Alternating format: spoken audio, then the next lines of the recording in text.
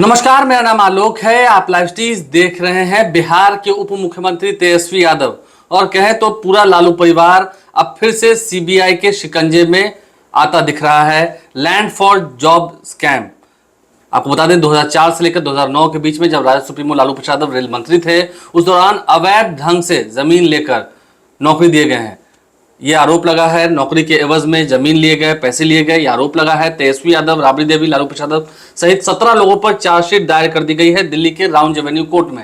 हमारे साथ senior journalist गैंशो मौजूद हैं। अब तो तेजस्वी यादव की खैर इस्तीफे की बात हुई, बहुत कुछ बीजेपी ने आरोप लगाया है, लेकिन हम फैक्ट्स पर बात करेंगे। तेजस्वी यादव कितने गुनहगार हैं, क्योंकि तेजस्वी यादव ने पहले से इसकी शंका जाहिर की थी कि हो सकता है मुझ पर आने वाले समय में, हालांकि उन्होंने शंका जाहिर की थी कि मुझ पर सप्लीमेंट्री चार्जशीट किया जाए, लेकिन चार्जशीट उन पर पूरी तरह कर दिया गया है और अब 12 तारीख को कोर्ट भी बुलाया गया है। कितना देखते हैं आप इस मुद्दे को, कितने हकीकत तौर पर? नहीं, पहले तो इस्तीफे पर ही चर्चा कर दें, क्योंकि आपने चर्चा छेड़ दी जी। देखिए, आज बिहार सरकार में मंत्री हैं विजय कुमार चौधरी, नीतीश कुमार के बहुत करीबी हैं। उन्होंने स्पष्ट कर दिया है कि इस्तीफा देने की जरूरत नहीं है जी। मांगा भी नहीं जा रहा है। मांगा भी नहीं जा रहा है। बीजेपी भले ही कहती रहे, लेकिन बीजेपी भी महाराष्ट्र में जो उठापटक हुई है उसके बाद थोड़े से बैकफुट पर है एनसीपी वाले मुद्दे पर। देखिए, आपको इस्तीफे की बात करें, चार्जशीट की बात करें, जैसा विजय कुमार चौधरी ने कहा कि चार्जशीट होगी, यह तो पहले से पता था, ठीक है ना, लेकिन कोर्ट से कोई आरोप प्रमाणित नहीं हुआ है। लेकिन आपने देखा है लालू यादव के मामले में ही कि वे सीबीआई के द्वारा गिरफ्तार किए गए थे, जेल में रहे थे, दोषी करार दिए, चार्जशीट हुए किया गया था, फिर भी वे केंद्र में मंत्री बने थे। और अब देखिए, महाराष्ट्र में जिनके खिलाफ ईडी के मामले चल रहे हैं, जो गिरफ्तार किए गए, उन्हें बीजेपी ने ही सरकार में शामिल करा लिया है। इसलिए अब दोनों ओर से यह कहने की बात नहीं रह गई है कि हम कितने धुले हैं, आप कितने गंदे हैं, ठीक है। गंदगी दोनों ओर दिखाई पड़ रही है। रही बात, देखिए, लैंड फॉर जॉब स्कैम की बात कर रहे हैं आप। देखिए, इस बात को समझिए कि इस घोटाले में तेजस्वी यादव शामिल नहीं है, ठीक है ना। हाँ, सजा मतलब उनके खिलाफ जो चार्जशीट हुई है, सजा तो कोर्ट तय करेगा। आपको यह समझना होगा कि यह घपला कब का है। यह घपला है जब लालू यादव रेल मंत्री थे, यूपीए पार्ट 1, और ये कार्यकाल था 2004 से 2009 का, ठीक है ना। तो उस वक्त तेजस्वी यादव की उम्र क्या थी? तेजस्वी यादव, सरकारी रिकॉर्ड देखेंगे जो उन्होंने शपथनामा दायर किया है, उसमें उनके जन्म की तारीख बताई जाती है 9 नवंबर 1989, 1989। कुछ लोग कहते हैं कि वास्तविक उम्र थोड़ी अधिक है, ठीक है। तो चलिए, सरकारी जो शपथनामा है उसी पर हम चलते हैं। तो 2004 में उनकी उम्र 15 साल थी, ठीक है। मतलब उन्हें मूंछ भी नहीं आई होगी, वे वोट देने के हकदार भी नहीं थे। तो देखिए, अपने यहाँ एक बात कही जाती है कि पिता के संघर्ष, पिता के पाप, पिता के पुण्य, संघर्ष, पाप, पुण्य, तीनों के आप भी भागी बनते हैं जो बच्चे होते हैं। तो जो गड़बड़ी की, वो गड़बड़ी लालू यादव ने की है, ठीक है ना। तो पिता के पाप का दंड अब तेजस्वी यादव को भी भुगतना पड़ रहा है, इसलिए उनके खिलाफ चार्जशीट की गई। देखिए, अपने यहाँ बिहार में एक परंपरा चली आ रही है, आज से नहीं आ रही है, कि जो पिता होते हैं, दादा होते हैं, वे अपने घर में वैसे बच्चों के नाम भी जमीन खरीद लेते थे जो बिल्कुल ही वयस्क नहीं थे, एडल्ट नहीं थे, कोई कमाई का जरिया नहीं था। लेकिन तब इतनी तहकीकात नहीं होती थी। देखिए, तेजस्वी यादव के बारे में एक बात आपको और समझनी होगी कि वे बिहार में दूसरी बार डिप्टी चीफ मिनिस्टर हैं और खिलाफ में बीजेपी है। दोनों बार उनके मुखिया नीतीश कुमार रहे हैं, इस बार भी हैं। लेकिन तेजस्वी यादव के खिलाफ बिहार में मामले खंगाले जाने की कोशिश बहुत बीजेपी ने की, लेकिन अब तक नहीं मिला है। तो जो लैंड फॉर जॉब स्कैम है, वह रेल मंत्री लालू यादव के कार्यकाल में, और ये कैसी नौकरियां थी, इस बात को समझिए। यह ग्रुप डी की नौकरी थी, छोटी छोटी नौकरी थी, चपरासी की, सफाई कर्मचारी, हाँ, ठीक है ना, सिग्नल मैन की, ये सब नौकरी थी, ट्रैकमैन सब, हाँ, ट्रैकमैन की। तो इन नौकरियों के बदले जो घालमेल हुआ, जो घपला हुआ, और पहले जो रेल मंत्री हुआ करते थे, डीआरएम हुआ करते थे, जीएम हुआ करते थे, इन नौकरियों को रेबरी की तरफ बांटते भी थे, ठीक है, सीधा बिना कोई परीक्षा के, बिना कुछ परीक्षा की, ये कृपा पात्र की बात होती थी। तो लालू यादव ने भी रेवड़ी की तरह नौकरी बांटी। देखिए, इसके अपवाद कहे जाते हैं कि नीतीश कुमार रहे, जब अपने कार्यकाल में वे रेल मंत्री थे, ठीक है ना। तो जो नौकरियां बांटी गई, तो यह पाया सीबीआई ने, यह जांच तो देखिए पहले से ही चल रही थी, ये तो पूरक चार्जशीट है, सप्लीमेंट्री चार्जशीट है। पाया ये गया कि लालू यादव ने उन लोगों को नौकरी दी जिनसे बदले में जमीन लिखवाई, ठीक है ना, और जमीन के बदले नौकरी, इसीलिए कहा गया इसे लैंड फॉर जॉब स्कैम, ठीक है ना। और इसमें जब जांच शुरू हुई, जांच आगे बढ़ती चली गई।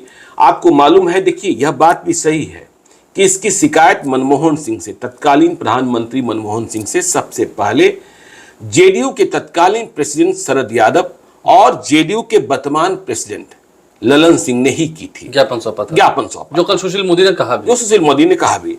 और देखिए संपत्ति जो दिखाई जा रही है, देखिए कहा यह जा रहा है कि लैंड फॉर जॉब स्कैम में जो लालू यादव ने जमीन ली, इसके कारण पटना में 1,05,292 1,05,292 स्क्वायर फीट लालू यादव ने नौकरी के लिए जो लोग परेशान थे उनसे ले ली। और यह जमीन कभी किसी कंपनी के नाम ली गई, कभी किसी परिवार वाले के नाम ली गई, कभी किसी उपहारनामा मतलब गिफ्ट डीड के रूप से मिली गई। तो यह जानकारी सीबीआई ने पूरी जांच में निकाली है। और आपको यह भी पता होगा कि इसी मामले की जांच में कभी लालू यादव के हनुमान कहे जाने वाले आज भी उनके बहुत करीब हैं, भोला यादव को भी दिल्ली एयरपोर्ट से गिरफ्तार किया गया। कल भी उनके साथी थे, कल भी उनके साथी थे जब नीतीश कुमार की पुस्तक की लॉन्चिंग हो रही थी, लोकार्पण हो रहा था। तो मानने वाले लोग यह मानते हैं कि जब भोला यादव गिरफ्तार किए गए और सीबीआई के कस्टडी में रहे, तो सीबीआई को और ज्यादा विस्तृत जानकारी मिली। देखिए, सुशील कुमार मोदी दिल्ली के एक मकान की चर्चा करते हैं, न्यू फ्रेंड्स कॉलोनी में, और उस मकान का नंबर है न्यू फ्रेंड्स कॉलोनी में D1088।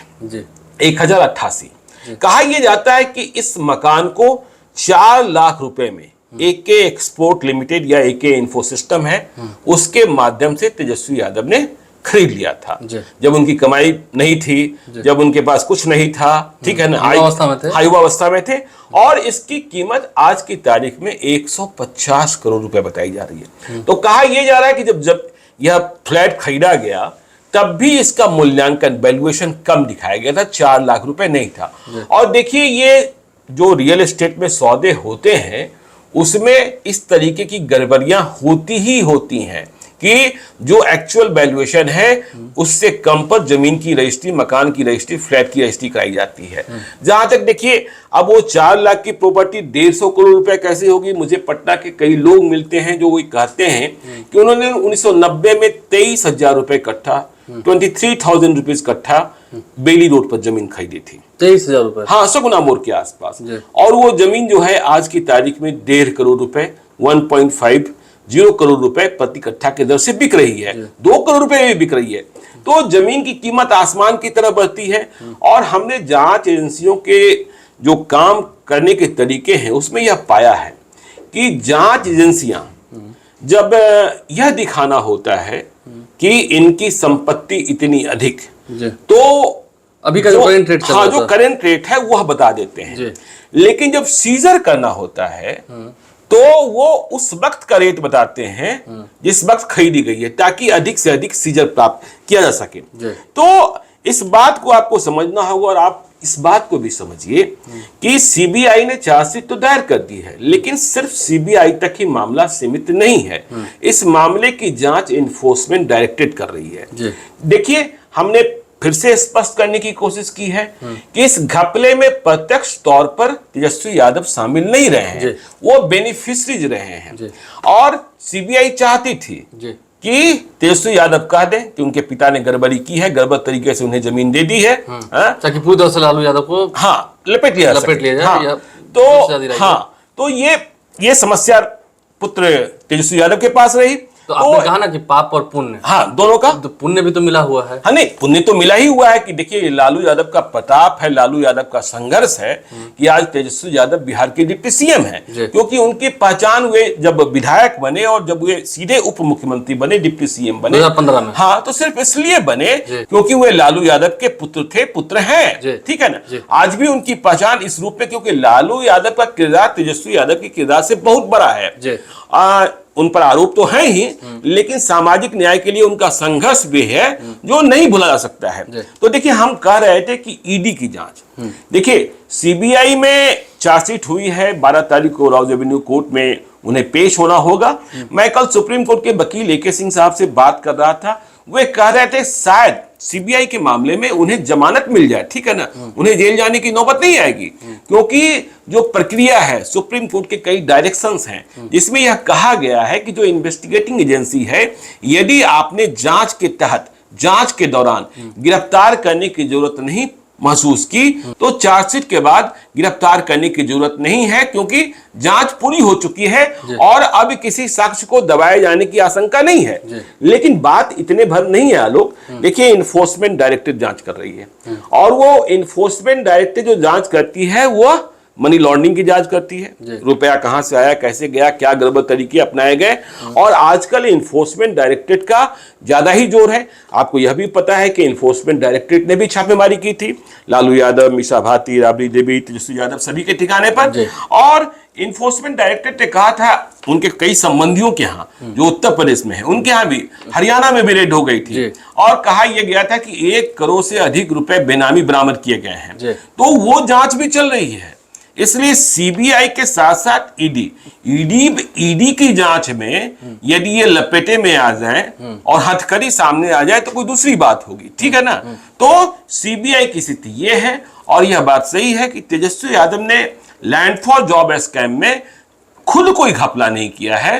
पिता का जो पाप है अब इनके मत्थे आ पड़ा है, क्योंकि संपत्ति इनके नाम लिखी और लिखाई गई है। संपत्ति इनके नाम लिखी और लिखाई गई है। अब उनका भी नाम चार्जशीट पे आ गया है। तेजस्वी यादव को कोर्ट जाना होगा। हालांकि इसी महीने विधानमंडल का मानसून सत्र भी है, देखना होगा कि उन्हें यहाँ भी रहना है, वहां भी जाना है, तो दोनों ही जगह जाना ही होगा। राबड़ी देवी को भी जाना होगा। हाँ, और विपक्षी दलों की एकजुटता का प्रयास भी चल रहा है। देखिए, आज विजय चौधरी ने कहा भी कि हमें पता था कि जब 23 जून को हम लोग पटना में मिले थे, इसके बाद साइड इफेक्ट दिखेगा। हाँ, इसका साइड इफेक्ट दिखेगा, और ये दिखना प्रारंभ भी हो गया। महाराष्ट्र में भी इस्तीफा भी क्लियर कर दिया है कि इस्तीफा कोई लेने की बात है नहीं। हाँ, इस्तीफा कोई लेने की बात नहीं है, क्योंकि अभी कोर्ट से उन्हें कोई सजा नहीं हुई है, और किसी ने चार्जशीट कर दिया है तो कर दिया है, कर दिया तो कर दिया। आप लाइव सब बन रहे हैं। देखिए, बहस जारी है, लेकिन हाँ, तेजस्वी यादव की इसमें कितनी भूमिका है, क्या सच है, क्या सही है, वो हमने आपको इस वीडियो के माध्यम से बताने की, दिखाने की कोशिश की है।